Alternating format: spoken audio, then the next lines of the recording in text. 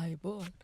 ඉතින් අපි කරපු ලස්සනම ඩිසයින් ටිකක් බලාගෙන යන ගමන් අද මම ඔයාලට කියලා දෙන්න යන්නේ ඩිසයින් වලදී කලර්ස් කොහොමද භාවිතා වෙන්නේ කියලා. ඩිසයින් වලදී colours බෙදනවා 1 color, 2 color, 3 color, 4 color කියලා. ඉතින් මේකෙන් 1 color ගැන තමයි මම අද කියලා දෙන්න හදන්නේ.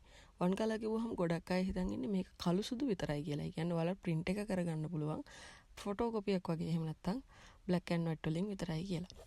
හැබැයි එහෙම නෙමෙයි. ඔයාලට පුළුවන් කළු වෙනුවට දම්, නිල්, එතකොට කොළ මේ වගේ තද පාටක් print කරගන්න. දැන් ඔයාලට පැහැදිලි ඇති 1 color වැඩක් කිව්වහම ඔයාලට සුදු අතෑරියාම කළු වෙනුවට රතු සහ සුදු, දම් සහ සුදු, එතකොට කොළ සහ සුදු ඒ වගේ පාට වලින් print කරගන්න පුළුවන්.